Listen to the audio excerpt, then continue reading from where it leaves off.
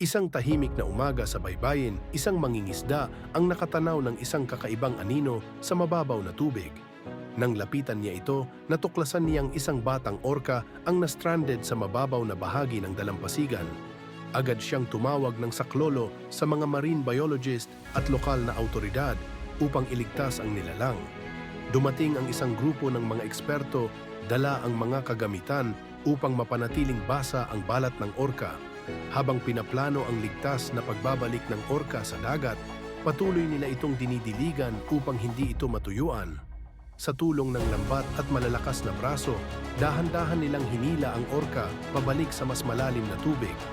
Matapos ang ilang oras ng pagsisikap, sa wakas ay nakalangoy na muli ang orca, tila nagpapasalamat sa kanyang mga tagapagligtas. Bago ito tuluyang mawala sa ilalim ng alon, lumundag ito ng mataas, isang hudyat ng pasasalamat at bagong simula.